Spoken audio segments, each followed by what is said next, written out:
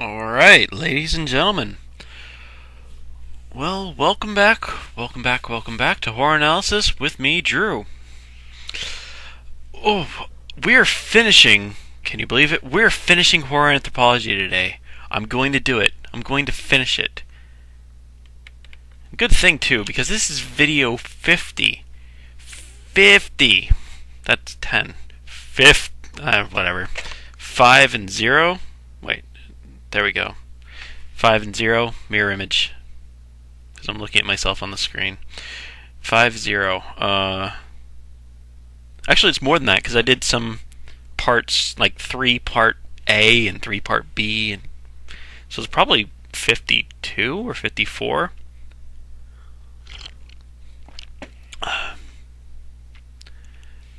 But 50, holy crap! I was actually shooting originally for like a 30 video series, and it just sort of spiraled out of control. I was expecting a lot less in history of horror, and I was expecting only like 3 of horror anthropology, and this is like that we went further than 3. I think we got about 15 just from horror anthropology. I thought it was going to be a short section. It wasn't. But I'm going to do a big video today and just finish it up. Today we're going to be going over Mexico and Central America, the Caribbean, and South America. So we're into the New World. I'm ignoring, obviously, America, Canada, and United States, Canada, and Great Britain, because they're the English-speaking ones. They're the ones that most people are aware of. There's a lot of interplay between maybe not so much English movies coming here, but American movies going to England, Hollywood movies going to England. Very big. English movies coming here with fair regularity. Hammer did alright. So I'm not going over England, Canada, and the United States. But, Mexican movies coming to America, that's less. South American movies coming to America, that's very much less. Often. So, where am I starting? Okay, so Mexico and Central America. Central America is going to be easy because there isn't anything. Belize, Guatemala, Honduras, El Salvador, Nicaragua, Costa Rica, and Panama. I don't think I had anything for any of those. We had a little bit in the Caribbean.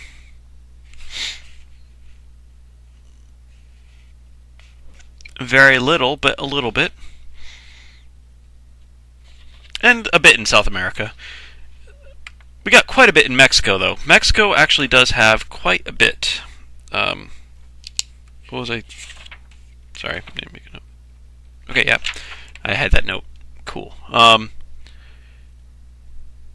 Okay, so I'm going from Wikipedia's list first off, and then I'll go into Piper Dork. I talked about Piper Dork's channel before. She has quite a bit of stuff. She's a critic of horror movies, and a fan of horror movies.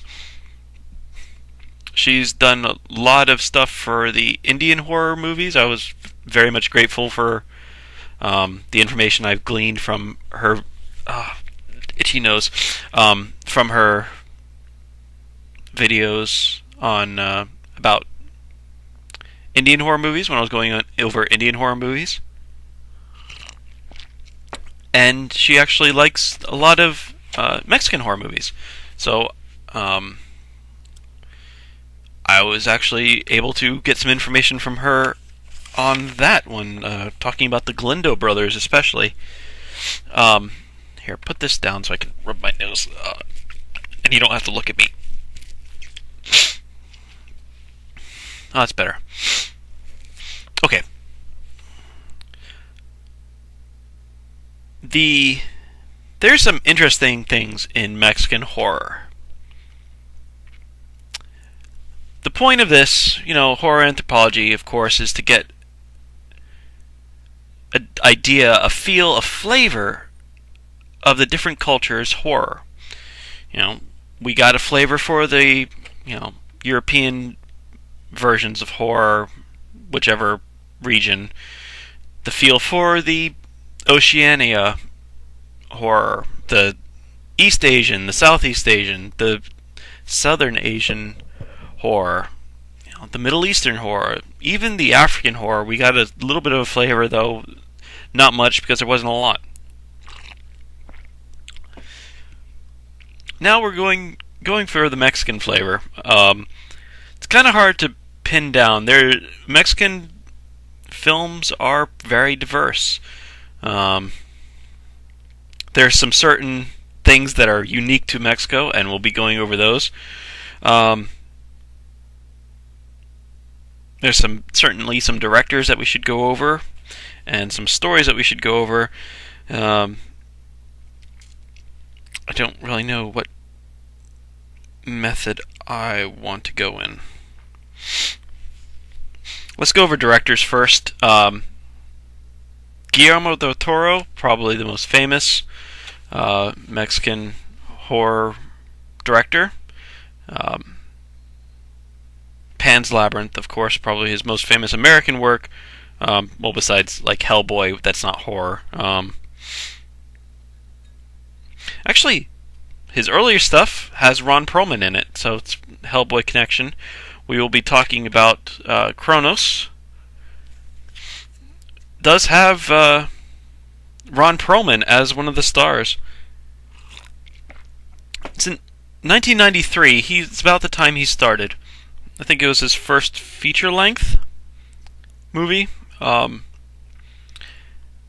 Sort of a vampire device makes someone into a vampire, and then, the guy gets younger and he starts fiending for blood, and his strength increases and whatnot, and he finds himself becoming a vampire. And then Ron Perlman's in there as this crazy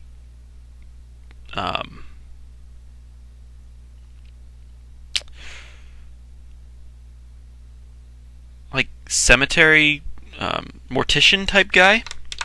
I only saw the trailer, and that's the feel I got from the trailer. And most of these trailers were in Spanish too, which made things difficult. Do I want to go chronologically? I don't have anything written down chronologically, so I can't. I'll go alphabetically. That's the one I have. Oh, and the other director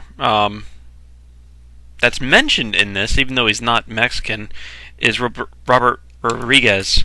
He's of Mexican descent. He's known for his, quote, mariachi style of movie making.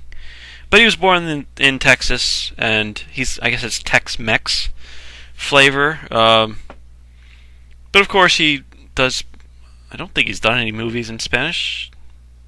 Well, El Mariachi was in Spanish originally. Was that his originally? Oh, for goodness sakes. It's not a horror, it doesn't matter.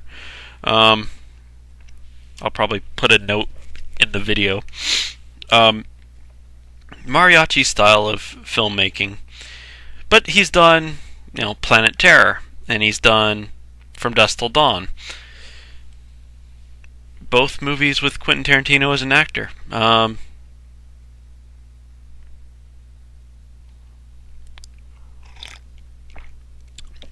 So also something mentioned in the quote article, the article, well, it's not a quote article. Makes it sound like it's not a real article. It is a real article. The article that Wikipedia has on horror of Mexico. It's mentioned, but he's not Mexican. He's American. That's where the air quote should have been. Okay, so we're going to start alphabetically on the list of movies.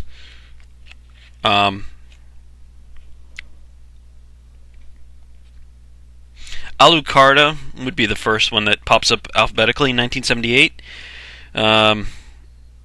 Lesbian Satanist orphans in a girls' school or a girls' convent. And it's a lot of Satanism and murder and rituals, black magic rituals. Most of these, the previews look fantastic. there's a definite flavor of the preview making, which is, I guess, an art in of itself. Um, some of these are, they make the movie look like you'd want to see it, even if one of these the preview was really bad, but it made you want to go and see the movie. I'll talk about that one in a minute. Brainiac is the second one, I guess, popping up. I do have a poster for this one. Now, El Baron del Terror. And it says the tagline looks to be the most bizarre horror movie ever. And from the preview of it, it does seem to be that. This guy, the monster thing you see in the foreground, has his forked tongue that he uses to suck out people's brains.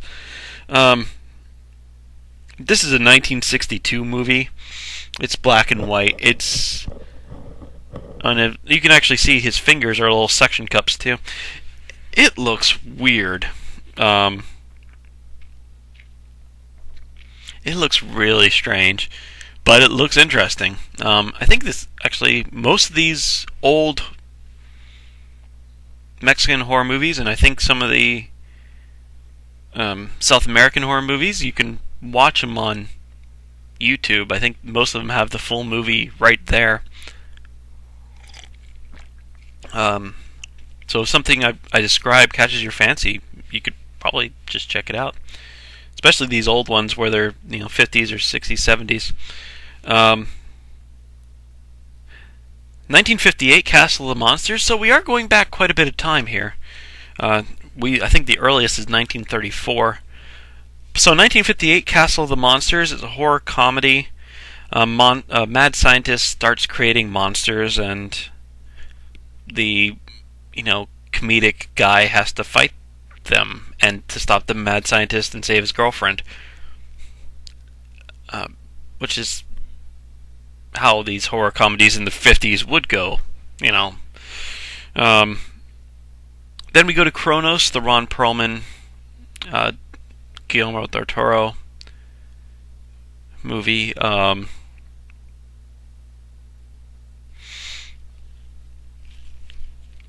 Okay, so here's a trilogy here. The Aztec Mummy, The Curse of the Aztec Mummy, and The Robot versus the Aztec Mummy.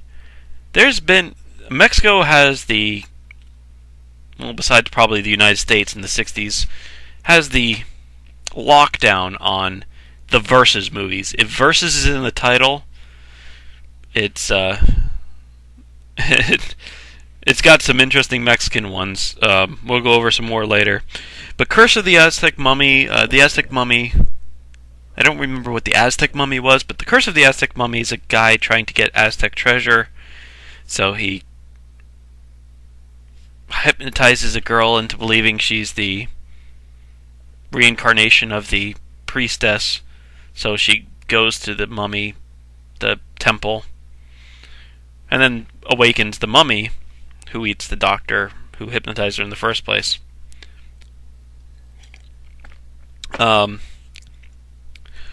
Curse of the Doll People was the next C.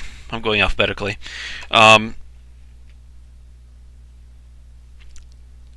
This is voodoo zombies. Not the zombies of Rising for the Dead and wandering around Shaun of the Dead style or Night of the Living Dead style. I mean, Serpent and the Rainbow zombies, where through hypnotism or black magic or whatever, you make zombies. You create people to do your bidding. And so this doll people is, the voodoo person uses the people as dolls to create mayhem. Hypnotism and...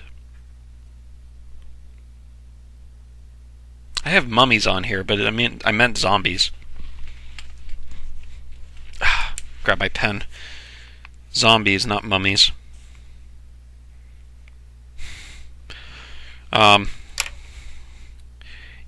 Even the Wind is Frightened. 1968. A Ghost Seeking Revenge at an All-Girls School. The first one, the earliest one, is Phantom of the Monastery, it looks like. Or Phantom of the Convent. It seemed to be a weird translation, obviously because these are translated from Spanish. A monk, finds people, the car broke down or something, and they takes them to the... Or am I getting that confused with something else?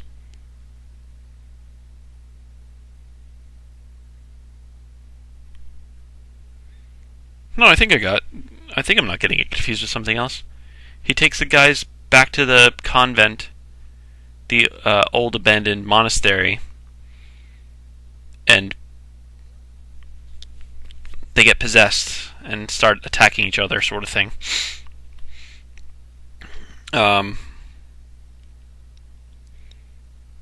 1957's The Vampire. I'm going to put this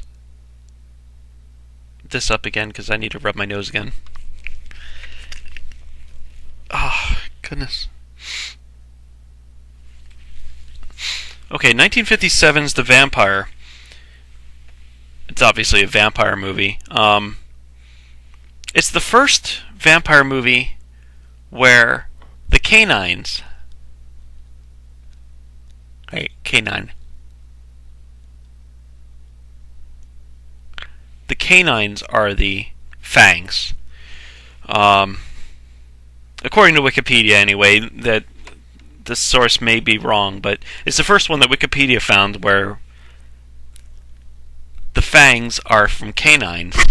Because in the old style, Nosferatu in the teens, the incisors, the front teeth were the fangs. And, in Dracula in the 30s, there weren't really fangs. And people didn't go for the canines until this movie, apparently. So, toast to Mexico for getting that one started. I did The Robot versus the Aztec Mummy. I mentioned that before. It seems like a pretty cheesy horror movie, and it's a third one in the series. Then we come to... This is interesting. We come to this Lucha Libre film section, where the luchadors, the masked Mexican wrestlers, are sort of the superheroes fighting these monsters. I'm sure people are familiar with the luchadors. I have a picture of one coming up for the next series of films, for the next film that I'm going to be talking about. But one of the guys, Santo, in the early 60s, did quite a few of these movies. Santo versus the Zombies in 1961, Santo versus the Vampire Women in 1962, and Santo versus the Diabolical Brain in 1963.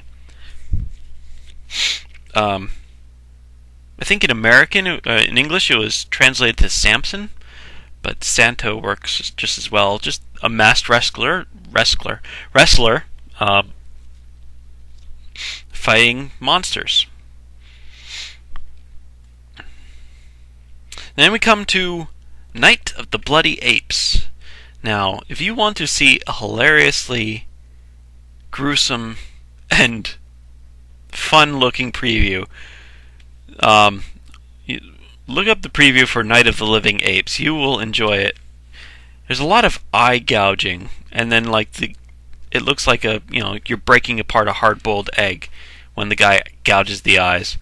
Let's see if I have the picture. I do. That's a pretty bad picture. Half man, half beast, all horror, Night of the Bloody Apes. But I have the picture of it's essentially an evil ape man, and the guy looks buff. He just looks, sort of roided up. But in the old, what year are we at? We're 1972.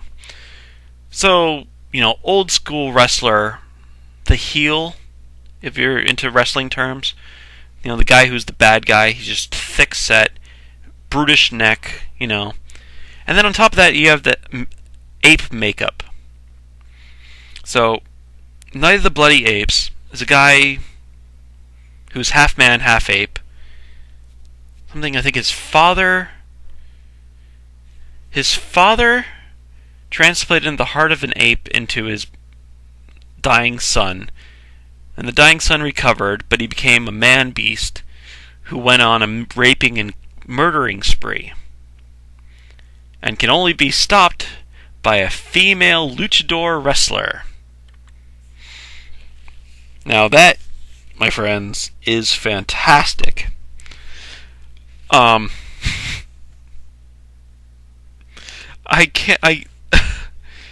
these pictures, it's great. I got nothing. It is fantastic stuff. Yeah, so luchadors fighting,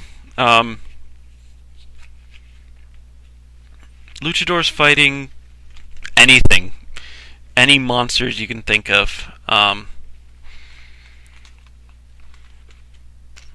Okay, so that's Night of the Bloody Apes. Next one down was World of Vampires, 1961. It's a bunch of vampires, and the hero is a musician, and the hero knows a song that kills vampires. So that's how he's a vampire slayer. He plays some music. I couldn't find the preview for this, but I was so hoping it would be,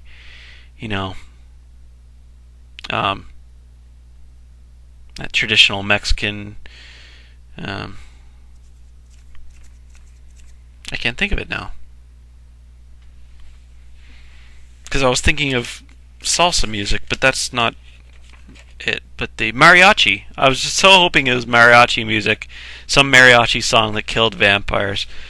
But I couldn't find the preview because World of Vampires just pulls up everything under the sun that's vampire related. I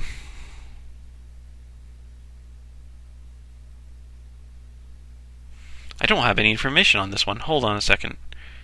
Control N.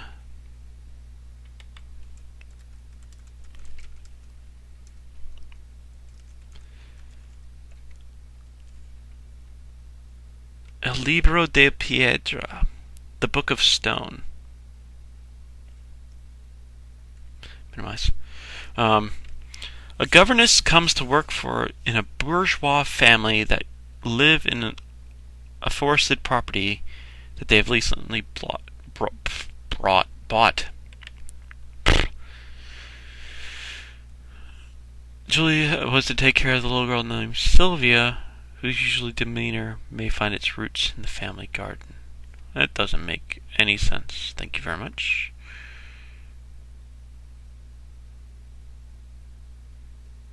Okay, well, I don't have any information on that because that didn't make any sense to me. El Libro del Piedra, the Book of Stone, 1969, and I don't have any information. 1972, Blood Feast, a very exploitation movie. Blood Feast, also known as Night of 1,000 Cats or La Noche de la Mil Gatos. A lot of exploitative murder. This playboy serial killer brings women back to his ranch, tortures them, and then feeds them to the thousands of cats he has buried in the, he has in a pit. One woman escapes, slashes him, and kicks him into the pit, and he gets eaten by the cats, I think is the punchline for that one. One of those movies that's panned pretty much everywhere, but if you like exploitative movies, if you like those exploitation, murder for murder's sake sort of thing, torture for torture's sake, not really my style even for horror movies. it's that sort of thing. Blacker Than Night, Más Negro que la Noche. A bunch of women inherit the grandmother's house on the condition that they take care of her black cat. The black cat dies accidentally, and then the women start being killed by something or other, the ghosts, because they didn't take care of the cat. That's 1975. Poison for the Fairies, 1984. This one looked interesting, and I think it was Veneno para las Hadas.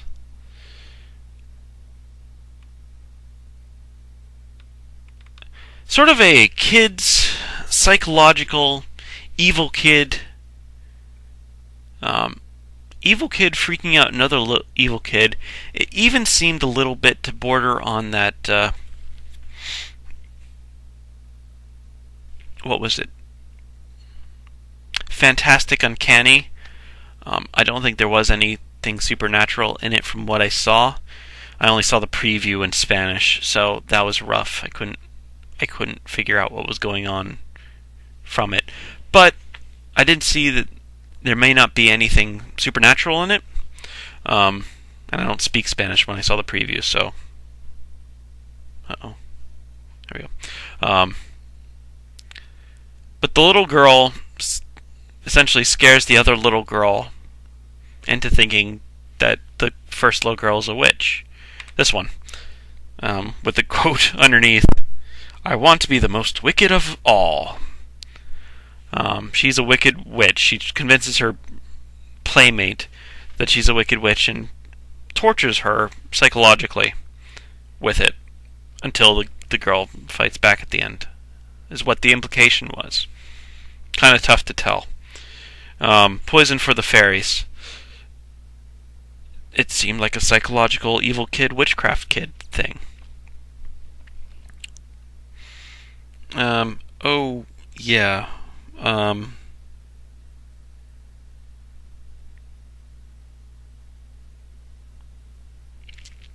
Okay, I actually skipped a couple of these before, but I'm going to go over them now.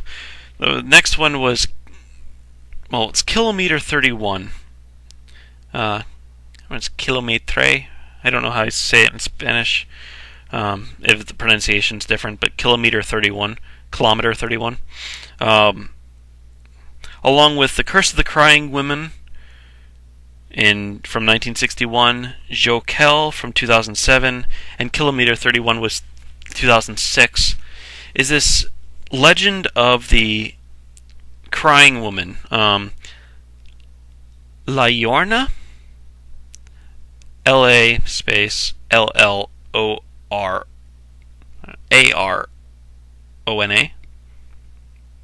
La Llorona. La Llorona. I don't speak Spanish, folks. My apologies. Crying woman. A woman kills her kids. A woman kills her kids for the sake of her lover, so their lover would marry her, not thinking she had kids.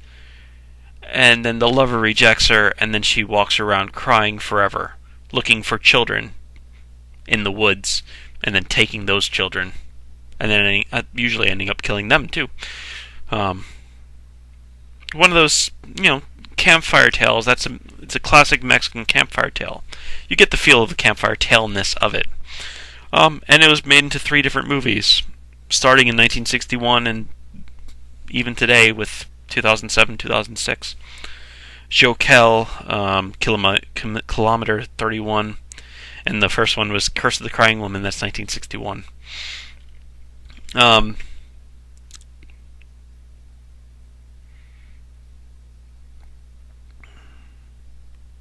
Oh shoot, I think I got another one mixed up.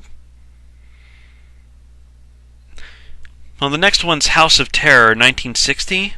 Also a horror comedy.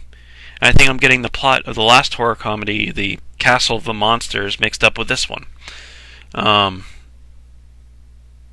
This is one of Lon Chaney Jr.'s last movies. So I guess he went down to Mexico and did a Wolfman movie. I think it was a Wolfman movie. This one's I think it was a security guard is frightened of everything, and he says there's monsters waking up at the wherever that the mad scientist is waking up monsters, and no one believes him, and his girlfriend gets mad at him, and then the monsters come from the girlfriend. He has to save the girlfriend. But there's that other one, the Cast of the Monsters. I think I said the same sort of plot for, and I might be getting them confused. One's 1960 and one's 1958. They're both horror comedies. Just one of them has Lon Chaney Jr. in it, and they basically seem to have the same premise. Since I'm getting confused. La Leyenda de la Nahuala, 2007 animated horror, and that's all the information I have on it. But animated horror seems fantastic, and I think there should be more of it. But I don't have any information on that one. Satanic Pandemonium. Nunsploitation movie. Satanic evil nun. She's a nun by day and an evil nun by night. She pretends to worship God, but she really worships Satan and does all these rituals and kills people and gets naked. It's a nunsploitation movie. Oh, for goodness sakes. Oh, this one.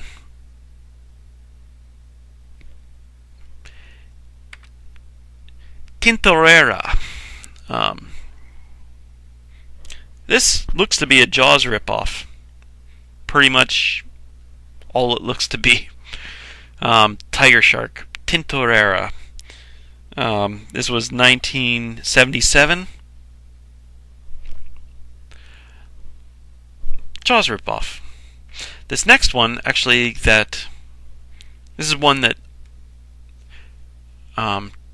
Piper Dork talks about a lot, and it looks really interesting.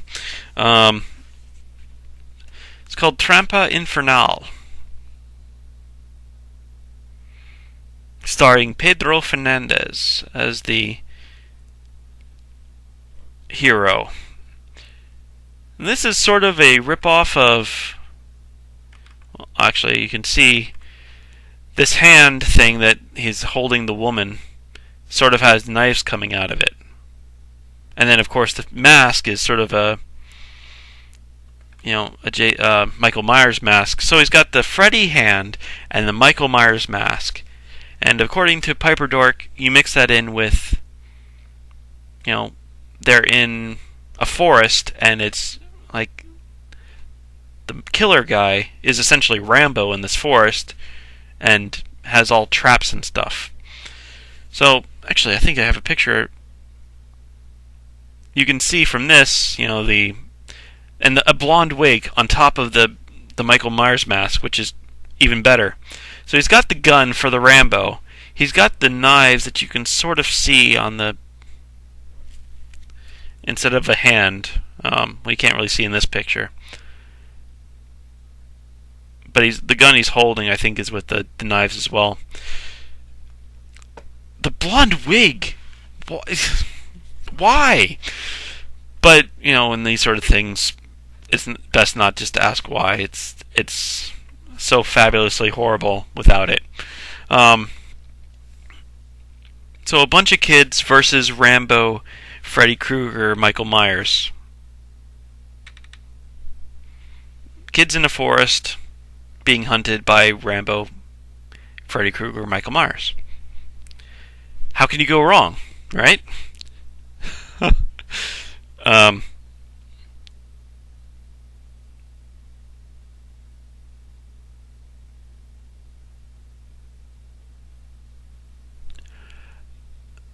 That one was by... It doesn't say on here. What Piper Dork's videos were talking about were the Galindo brothers. The Galindo brothers not necessarily brothers. They're just a bunch of people in the same movies with the last name Galindo. She wasn't able to find any information about them actually being of the same family, and she probably did a lot more research than I did. I did a quick search, and I couldn't find anything along those lines either. But they did have several movies in the same sort of time period, 1980s. Trampa Infernal was 1990. The first, and Vacations of Terror 1 and Vacations of Terror 2, about an evil doll, also with this Pedro Fernandez guy, about an evil doll attacking people on vacation, possessed by an evil spirit or ghost or witch or something. That was 1989 and 1991. So they do these cheesy sort of 80s horror movies, which is good. And Piper Doric was quite a fan of a few of those anyway. Let's see. So it's Ruben Galindo, Galgo Galindo, Pedro Galindo III, Santiago Galindo, and a few more apparently in these movies, in the background of these movies, producing and directing and whatnot. Oh, and then the last couple of... We have another animated Mexican horror movie called Murnau the Vampire. I think this is a lighter one. Like a vampire who doesn't want to be a vampire, sort of like I don't want to say it's like Count Duckula or something without watching it, but it seemed lighter from the description I got. That was a 2006 animated movie. And then the last one was We Are What We Are, which is Somos Lo Que Hay, I think that's how it's pronounced. Which looks to be a really interesting cannibal type movie. A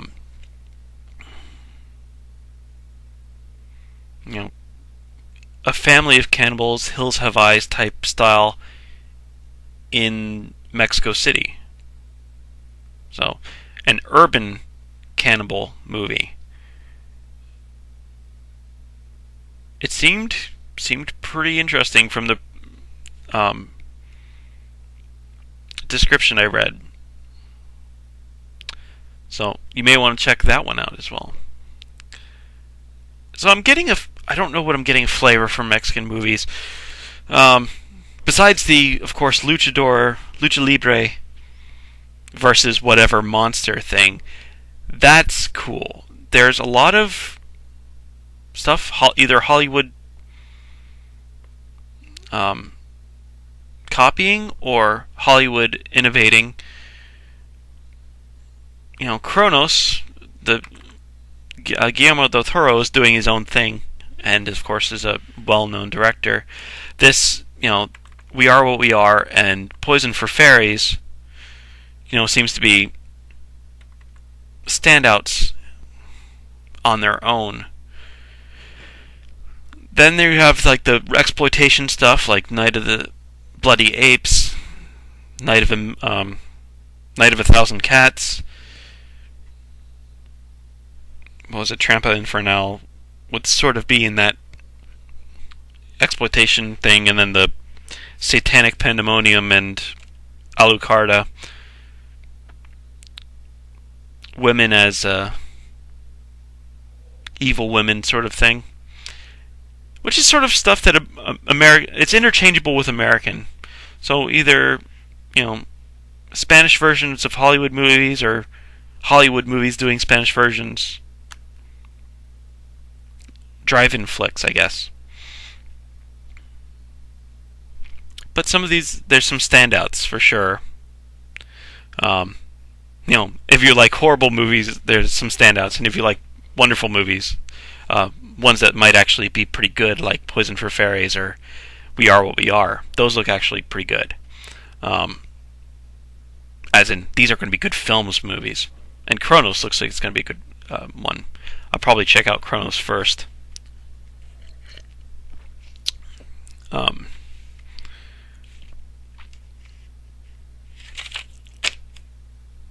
Okay. So that's Mexico out of the way. As I said before, there is nothing in Central America. So we're going to go to the Caribbean real quick. There was not much on Caribbean. Cuba had a humorous animated comedy. So that's 3 animated right in the same area. Animated comedy featuring vampires called Vampires in Havana. It was 1985, and I watched a preview for it, and it had a salsa style music of Michael Jackson's Thriller as the theme music, which apparently is Arturo Sandoval doing the salsa Michael Jackson. I think the plot was vampires found a cure for sunlight, and then there's a war amongst the vampires about what to do with the cure. With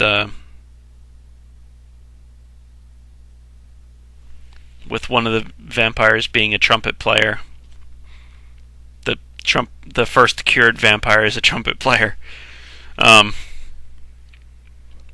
So comedic, certainly. Trinidad and Tobago, Trinidadian ones were. Is that on here? It's in here someplace, but I never know where these are. Trinidad Tobago.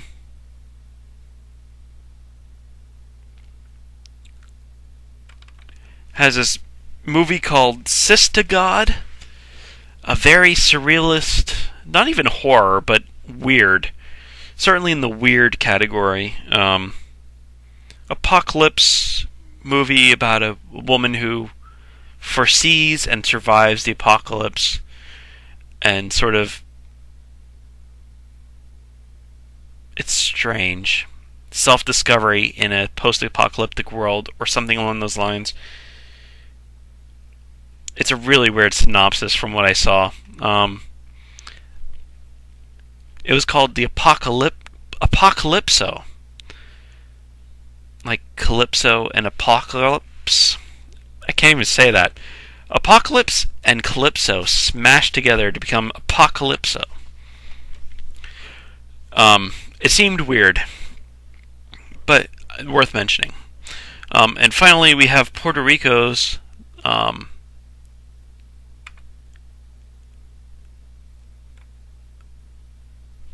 one horror movie, which actually looks really good. It's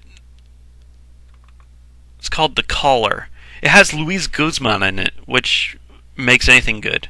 I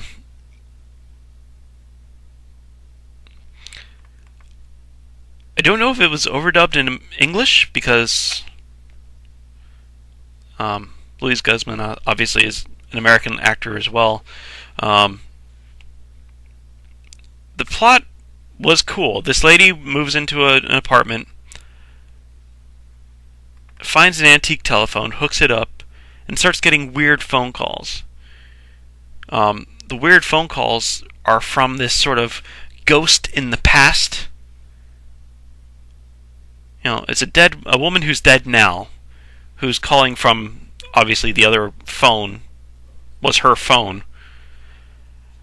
But then the woman is a bad ghost or whatever. She starts stalking the child version of the woman who owns the apartment now. So I think it's at one point the woman pours boiling water on the child version of the girl, and then the woman who's on the phone with her feels the burns appear on her skin. Aged, but she only feels it now. It was cool. It was an interesting concept.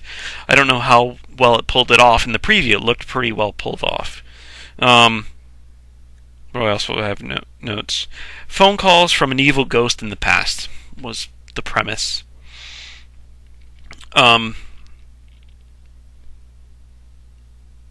Yeah, sorry. So, and then going on to South America, that was it for Caribbean. Ooh, go away. What are you doing there? You can stay there. That's it for the Caribbean. South America, what direction am I going in? Let's go with Colombia first. There was an interesting looking Colombian movie. Actually, it looked very interesting. It looked very Paranormal Activity-ish. But the thing was, it came out a year before Paranormal Activity did. So who was ripping off who there? A woman gets scared in her apartment, starts freaking out. She's sort of scared of stuff to begin with, so she sets up cameras. And then when she looks at the cameras, she finds stuff happening on the cameras that aren't happening in the apartment. She's hearing voices, and she doesn't see anything in person when she turns around. But she sees something on the camera. That sort of freaks me out. I don't want to think about that too much, because I'm on the camera now. See, when I watch this again, there'll be a little guy, like over here, on this side here, behind me. He'll be going, blah, blah. That was ridiculous. I apologize. Anyway, so Paranormal Activity, a year before Paranormal Activity came out. It came out in December of 06, and Paranormal Activity came out in the October of 07. It was called At the End of the Spectra. I don't know how to translate that into Spanish. There was another the other Colombian horror movie was called The Squad, El Paramo, I'm assuming, which is a military squad versus something. I'm not sure what. It didn't give a lot of information.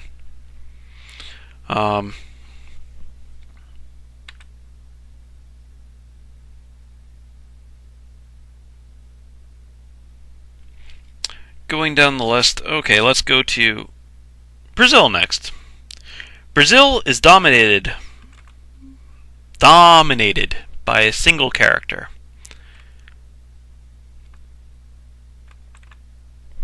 This is Coffin Joe. Talk about slashers, and talk about sequels of slashers.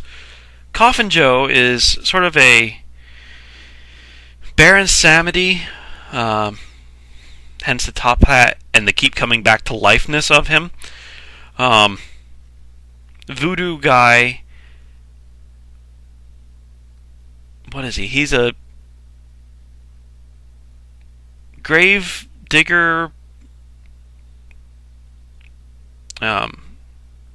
cemetery worker, mortician type guy who is quite evil and quite full of himself.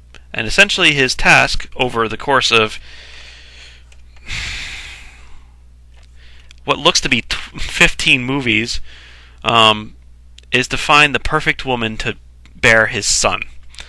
And he goes on a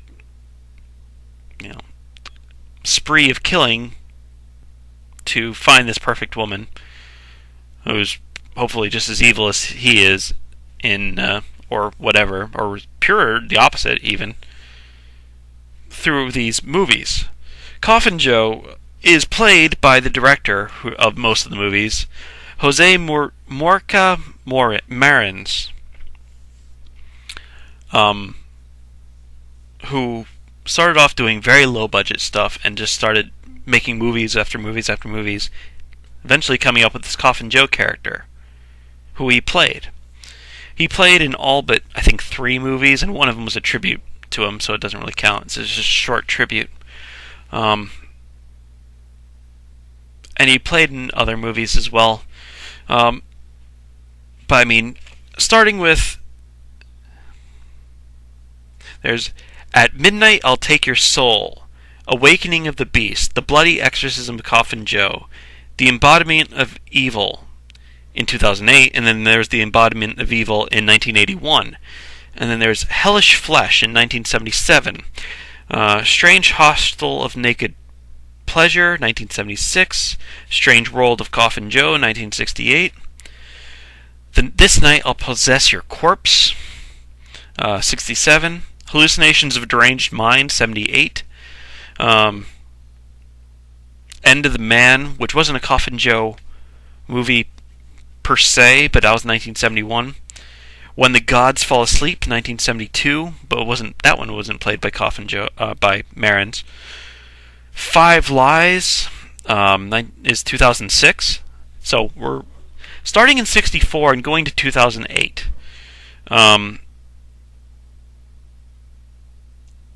Rocket Mad, Filmophobia, and December. And December wasn't Marin's either. Excuse me. I've been sitting in the same position for 50 minutes. I need to move. And then Marins also did one of the other movies on the list called Trilogy of Terror. He did which is a portmanteau piece, where 3 movies in one, 3 shorts making up a full movie. And one of the shorts was done by Marins. So only one of the movies on the Wikipedia list was not in some way Marins related, which was a Blair Witch type ripoff in 2011 called Disappeared, Desaparecidos in Portuguese. But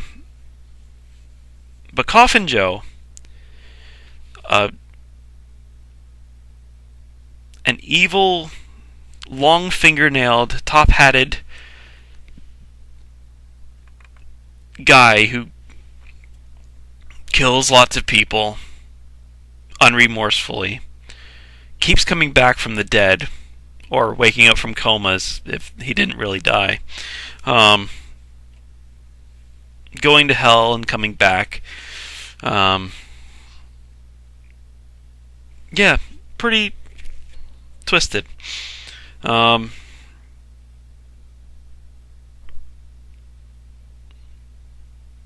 Interesting. I watched a lot of clips. I couldn't find a straight preview, but I watched a bunch of clips of Coffin Joe at work, where he sends, I don't know if he commands a bunch of tarantulas to crawl into a dorm of sleeping women, where he looks through a peephole and watches them crawl onto the women, and then the women start waking up and freaking out, and then he laughs at them. Or he just takes a bottle and he slices people's fingers off, and I think that was the first one. It was interesting. Coffin Joe was worth checking out. Even if you just type in Coffin Joe into YouTube and check out some of the clips. It seemed interesting. And he's like one of these huge Brazilian pop culture icons, apparently. And, after that many films, why wouldn't he be? He's essentially he's Freddy Krueger and Michael Myers and all those people, but he started in 64. The first slashers. Psycho has been sequeled, and it didn't need to be. But 64. That's a long time ago. And then he's been doing it since 2000 till 2008, and he's still alive, so he could still be doing it. There could be more on the way. It's one hell of a franchise, anyway. Yeah.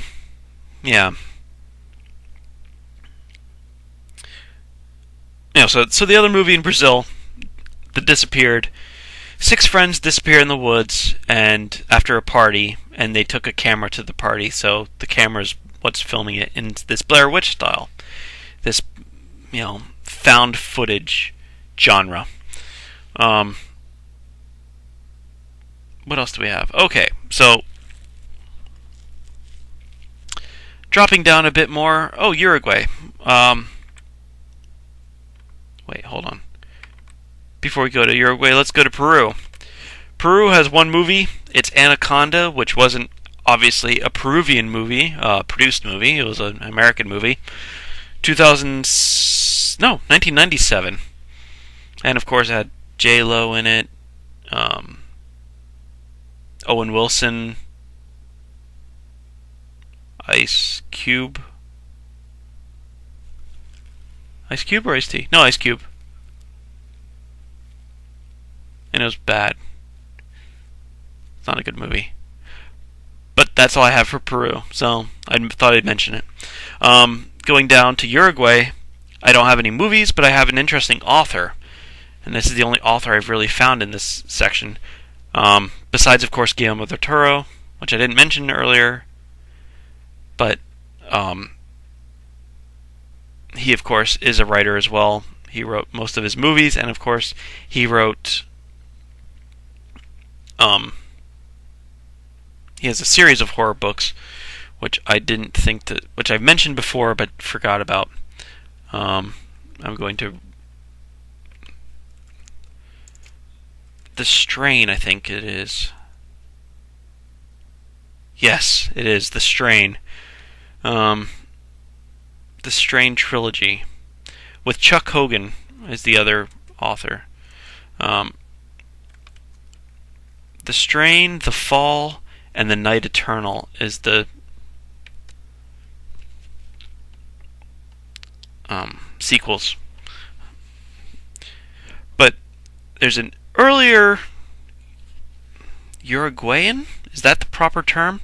Author of Uruguay called Horacio Quiroga. Horacio Quiroga, I've actually been reading and rereading and rereading the synopsis of his life and stuff, his biography on Wikipedia. Really interesting dude. Like, twisted and messed up and Poe-esque. And tragic figure. Like, the amount of people that just shot themselves accidentally or on purpose in his life is ridiculous. I don't have his dates. Okay, let me find... I'm not exactly prepared on this stuff. Horacio Quiroga. Horacio Quiroga. Quiroga. 1878 to 1937. He was a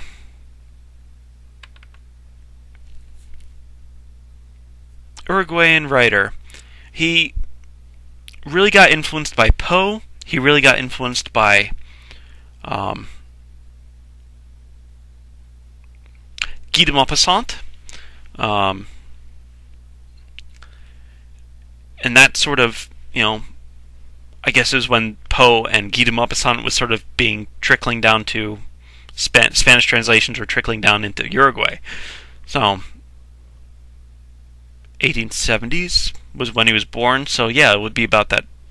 I can't dispersal of information. I don't have a chart on it, obviously, but it makes sense that if Poe died in the 1840s, 1870s would be when dispersal of Spanish stuff would hit Uruguay.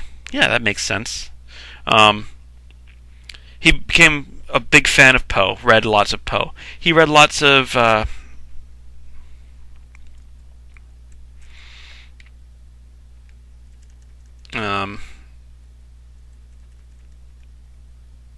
what do I have here?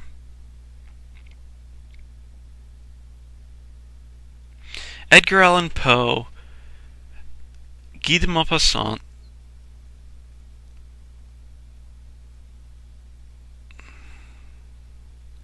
oh man, his life is ridiculous. Rudyard Kipling, that's the other guy I was after. He wrote most of his books about being set in the jungle. So, of course, Rudyard Kipling being focusing mostly on the Indian and Asian jungle. So it's sort of taking the Rudyard Kipling thing and putting it in the Uruguayan South American jungle, and sometimes Argentinian, because I think he spent some time in. He had some problems. The dude had some problems. In the same way that Poe had some problems, the dude had some problems. If you want to read up about him, go for it. I wish I could find some of his works in English. I looked on LibriVox. I was only able to find the books in Spanish, and I don't speak Spanish, so it doesn't help me at all. But one of the horror stories that is mentioned in the article is The Feather Pillow, 1907, and then Tales of Love and Madness, 1917. He's a messed up dude. But he takes Poe and he takes Guy de Maupassant, and he takes that jungly feel from Rudyard Kipling, and he sets it in this South American jungle that is really wanting to kill people. It's man versus nature, and you know that nature is out to get you as man. If you let your guard down for a second, it will kill you. And that's sort of the type of setting he has in the story, from what I've seen. From what I'm getting from this Wikipedia article, anyway. It looked cool. Horacio Quiroga. I'm going to see if I can find him in English, because it looks cool. And good luck on trying to find the same. And then we go to Argentina. Argentina, why am I saying it weird? My apologies. With very few exceptions, Argentina has some of the weirdest looking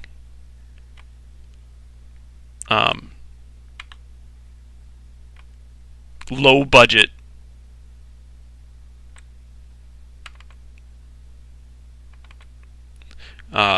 movies. I wrote these down after looking at the Wikipedia, horror films by country list. If you look up horror films by country in Google, it'll give you the list on Wikipedia. There was 36 Steps, 36 Pasos, 2006. Attack of the Killer Hog, 2000. Blood of Virgins, 1967.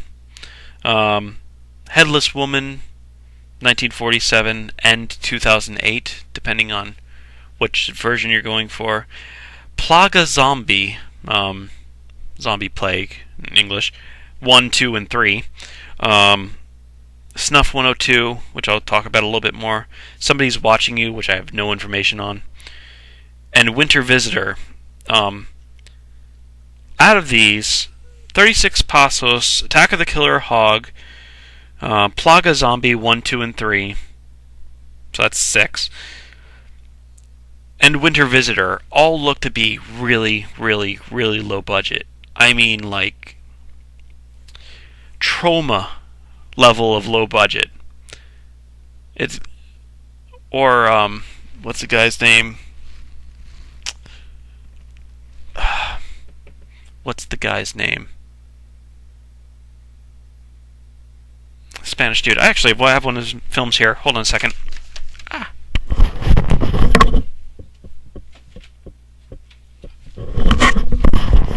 That's what it is. It's Jesus Franco.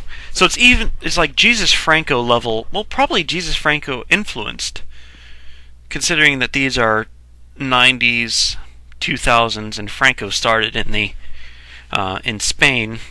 So he's doing Spanish movies anyway in the 70s, 60s.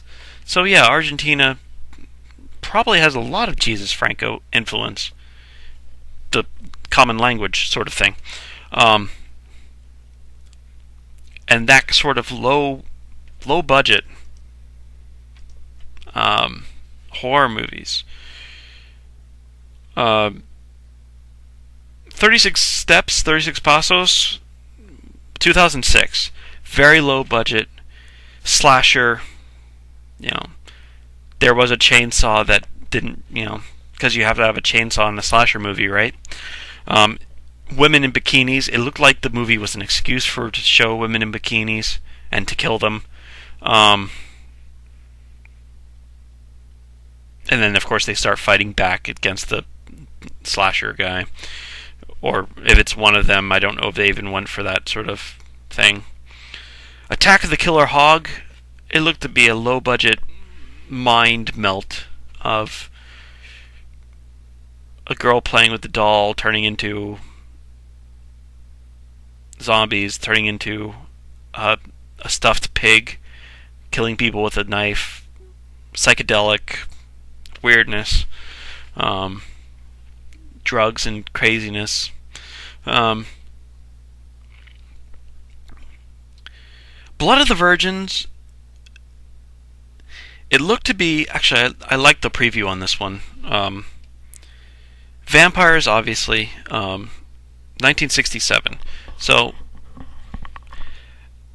it looked like a vampire seduction thing. A girl in the whatever hundreds, 1800s, goes on her honeymoon but gets bitten by a vampire and gets seduced by a vampire. And then in the 1960s, present day, whatever, people go to that house for the weekend, and the woman vampire tries to seduce the man vampire tries to seduce the women, and kill them. And there's stuff going on, and it looked pretty good. In the 60s, what would it be? Hammer style of movies, or Italian giallo movies.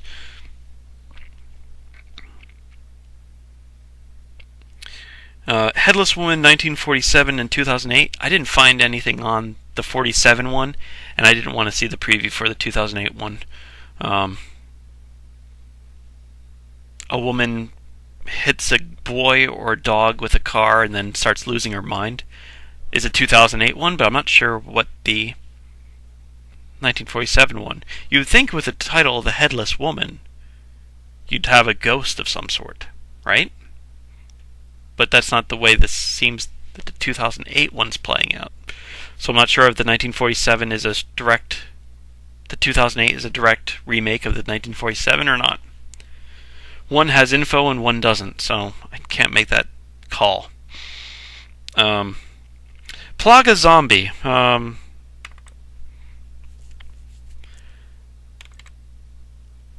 Zombie farce, I think would be the proper term for this.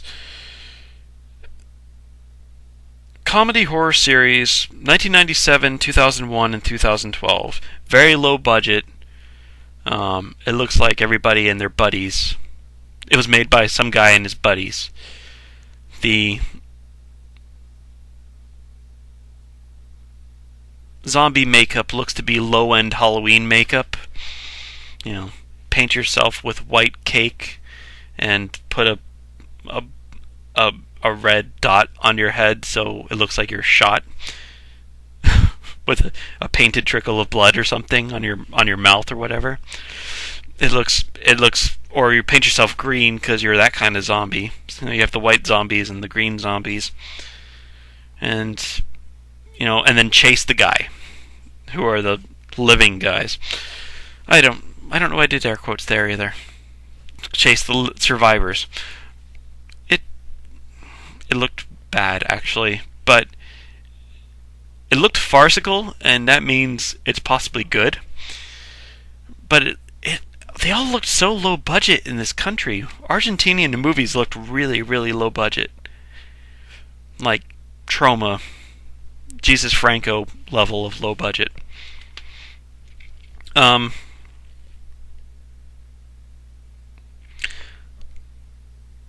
Somebody's Watching You is the other low budget one.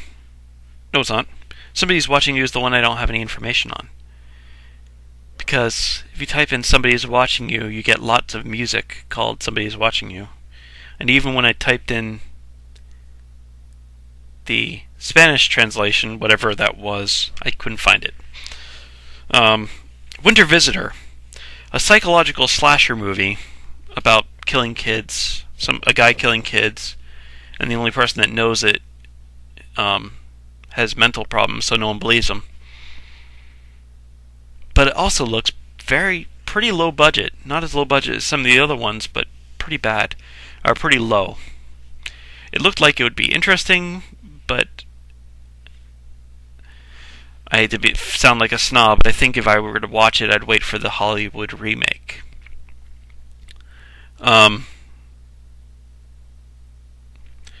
The one that looked more the next step up, I suppose, looks the most disturbing, called Snuff 102. Extremist pseudo-snuff movies. The reporter talking about snuff things starts doing research into this world of snuff film, and she finds a website, and she talks to this guy who's a expert who ends up being the killer, and she ends up being the victim, obviously. So she finds this website where women are being tortured and killed, and then victim 101, victim 102, victim 100, victim 101, and then victim 102 ends up being her, I think, from what I guessed. But it actually had some plot from what it looked like. Maybe not much of a plot. And apparently that did have a lot of animal torture that wasn't faked.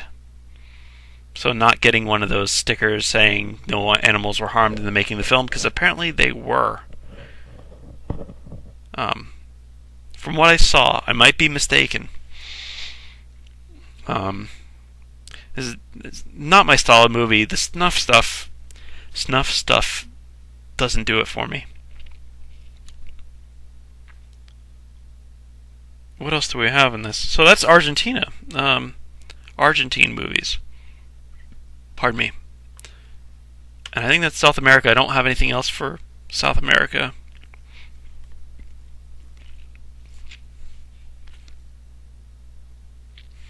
Yeah. So, and that, my friends, is horror anthropology too.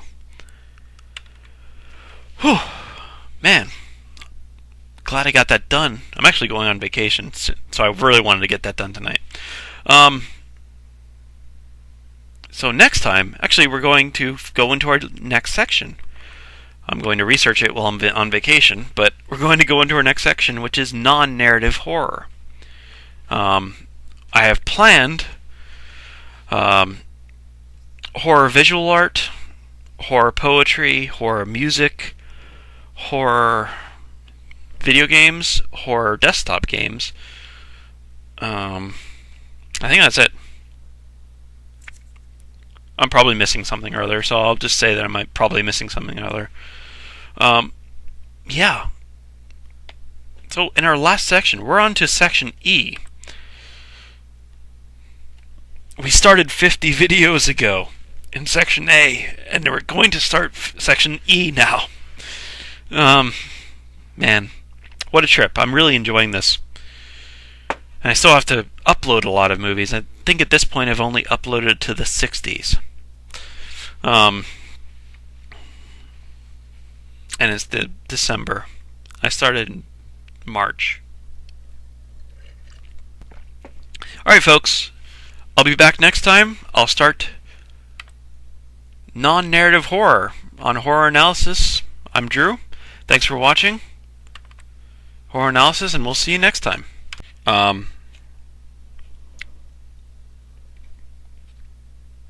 Alucarda would be the first one that pops up alphabetically in 1978. Lesbian Satanist orphans in a girls' school or a girls' convent. And it's a lot of Satanism and murder and rituals, black magic rituals. Most of these, the previews look fantastic. There's a definite flavor of the preview making, which is, I guess, an art in of itself. Um, some of these are, they make the movie look like you'd want to see it. Even if one of these, the preview was really bad, but it made you want to go and see the movie. I'll talk about that one in a minute. Brainiac is the second one, I guess, popping up. I do have a poster for this one. Now, El Baron del Terror. And it says the tagline looks to be the most bizarre horror movie ever. And from the preview of it, it does seem to be that. This guy, the monster thing you see in the foreground, has his forked tongue that he uses to suck out people's brains. This is a 1962 movie. It's black and white. You can actually see his fingers are little suction cups too. It looks weird. It looks really strange, but it looks interesting. I think most of these old Mexican horror movies, and I think some of the South American horror movies, you can watch them on YouTube. I think most of them have the full movie right there. So if something I describe catches your fancy, you could probably just check it out. Especially these old ones where they're 50s or 60s, 70s. English movies coming here with fair regularity. Hammer did alright. So I'm not going over England, Canada, and the United States. But, Mexican movies coming to America, that's less. South American movies coming to America, that's very much less. Often. So, where am I starting? Okay, so Mexico and Central America. Central America is going to be easy because there isn't anything. Belize, Guatemala, Honduras, El Salvador, Nicaragua, Costa Rica, and Panama. I don't think I had anything for any of those. We had a little bit in the Caribbean.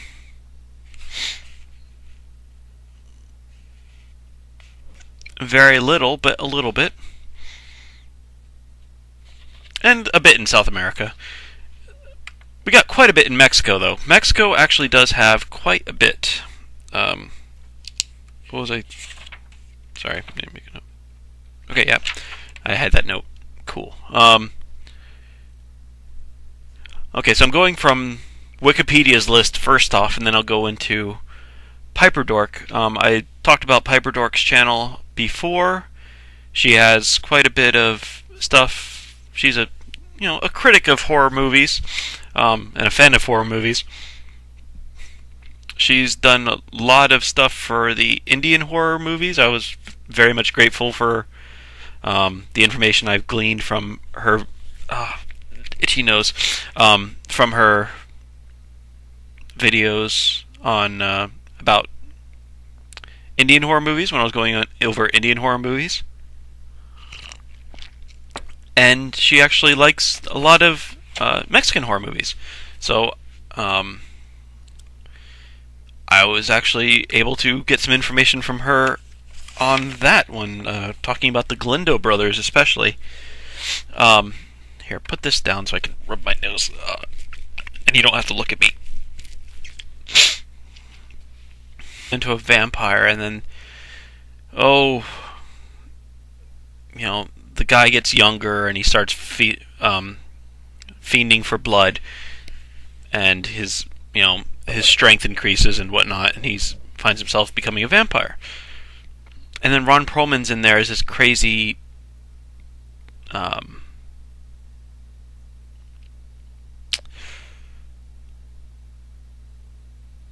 cemetery mortician type guy. I only saw the trailer, and that's the feel I got from the trailer. And most of these trailers were in Spanish too, which made things difficult. Do I want to go... chronologically? I don't have anything written down chronologically, so I can't. I'll go alphabetically. That's the one I have. Oh, and the other director that's mentioned in this, even though he's not Mexican, is Robert Rodriguez. He's of Mexican descent. He's known for his, quote, mariachi style of movie making. But he was born in Texas, and I guess it's Tex-Mex flavor. But of course he does, I don't think he's done any movies in Spanish. Well, no, El Mariachi was in Spanish originally. Was that his originally? Oh, for goodness sakes. It's not a horror, it doesn't matter. I'll probably put a note in the video. Mariachi style of filmmaking. But he's done, Planet Terror, and he's done From Dusk Till Dawn. Both movies with Quentin Tarantino as an actor.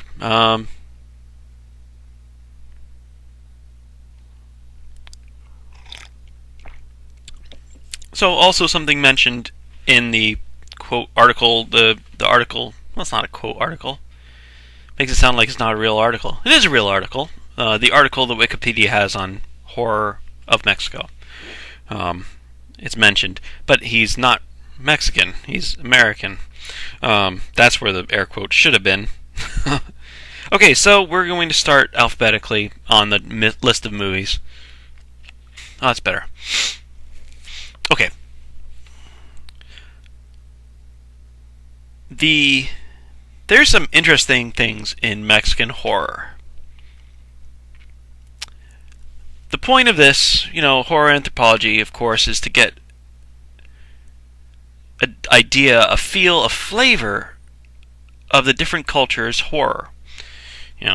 We got a flavor for the, European versions of horror, whichever region. The feel for the Oceania horror, the East Asian, the Southeast Asian, the Southern Asian horror, the Middle Eastern horror, even the African horror. We got a little bit of a flavor, though not much because there wasn't a lot. Now we're going for the Mexican flavor. It's kind of hard to pin down. Mexican films are very diverse. There's some certain things that are unique to Mexico, and we'll be going over those. There's certainly some directors that we should go over, and some stories that we should go over. I don't really know what method I want to go in. Let's go over directors first. Guillermo del Toro, probably the most famous Mexican horror director. Pan's Labyrinth, of course, probably his most famous American work. Well, besides like Hellboy, that's not horror. Actually, his earlier stuff has Ron Perlman in it, so it's Hellboy connection. We will be talking about Kronos. Does have Ron Perlman as one of the stars. It's in 1993. It's about the time he started. I think it was his first feature-length movie. Sort of a vampire device makes someone.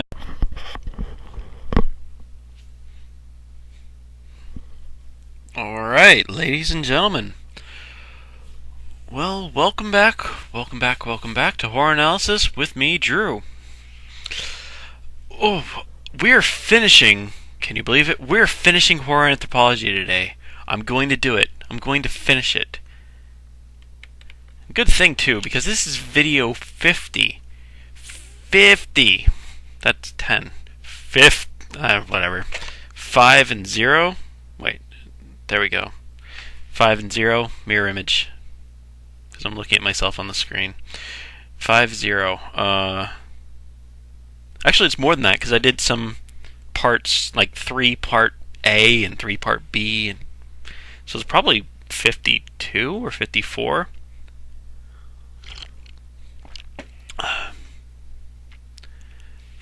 But 50, holy crap. I was actually shooting originally for like a 30 video series, and it just sort of spiraled out of control. I was expecting a lot less in history of horror, and I was expecting only like 3 of horror anthropology, and this is like that we went further than 3. I think we got about 15 just from horror anthropology. I thought it was going to be a short section. It wasn't. But I'm going to do a big video today and just finish it up. Today we're going to be going over Mexico and Central America, the Caribbean, and South America. So we're into the New World. I'm ignoring, obviously, America, Canada, and United States, Canada, and Great Britain, because they're the English-speaking ones. They're the ones that most people are aware of. There's a lot of interplay between maybe not so much English movies coming here, but American movies going to England, Hollywood movies going to England. Very big.